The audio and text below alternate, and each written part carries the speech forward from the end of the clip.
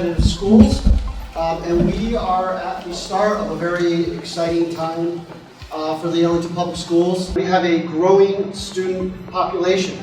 We have one demographic study already. We're conducting a second one. So, what is the student population going to look like in the next 5, 10, 15 to 20 years? And our facility is going to be able to provide students the facility space to address that. The other element is we're looking at our academic programming, so our 21st century learning skills. So in the next decade, to the next 2 decades, are the facilities in the Ellington Public Schools going to be able to meet those needs to provide all of the programming that we want to provide our children? The facilities are aging. There have been some building projects over the years, of course, the most recent being Crystal Lake, but our facilities are aging, and so we have to take a look at, in terms of the short term, the capital improvements, and then also the long term.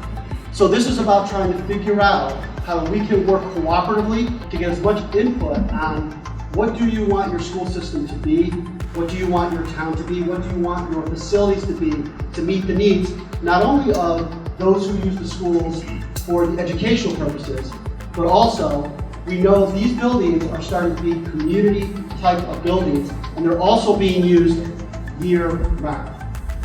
And so that's some of the input that we need. My biggest concerns, I think, right now are just ensuring that in the future we've got enough space for our growing community, our growing students in particular.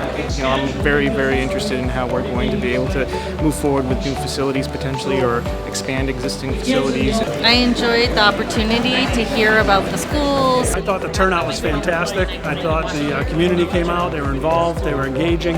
We have 100 people in one room, one band room, that isn't supposed to house 100 people. It's great to see that the town is looking towards a future plan that is going to make sense. I think it was very productive in terms of the architect already having a good understanding of the school facilities, some of the needs. Looking forward to the next one on November 15th, which will kind of dive down more on some of the things that were discussed here today.